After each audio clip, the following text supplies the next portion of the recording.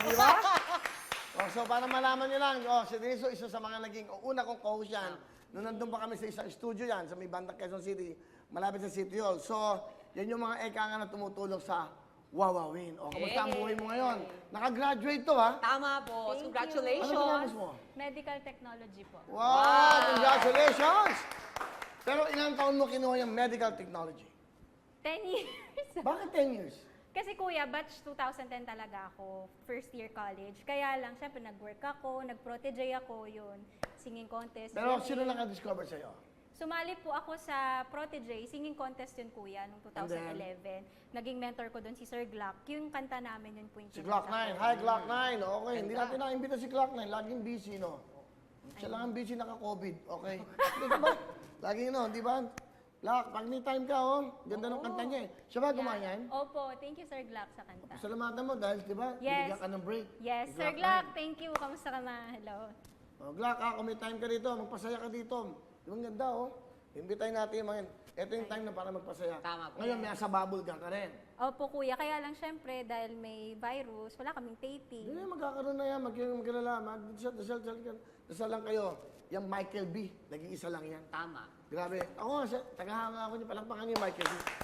Diba? Magagaling yung mga yan, eh. Oh. Michael B. Kasi ano, gusto ko siya yung bong, bong, bong, subong, kitong bong. Bong, bong, bong. Bong, bong, bong, tutong bong.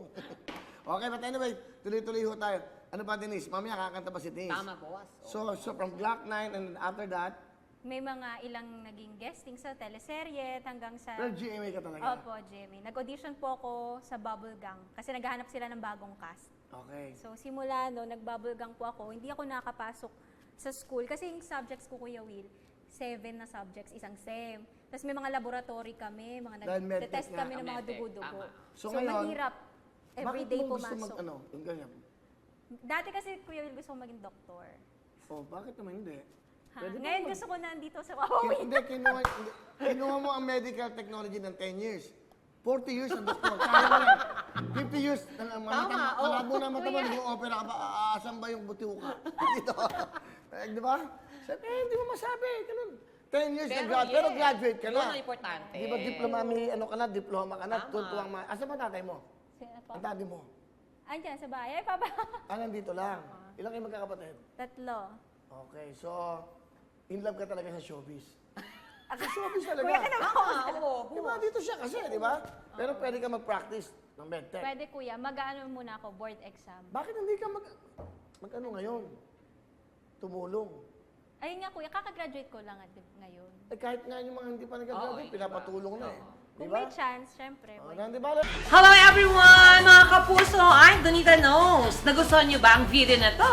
Marami pang hinanda para sa inyong lahat. Kaya mag-subscribe lang sa official YouTube channel ng Wawawin.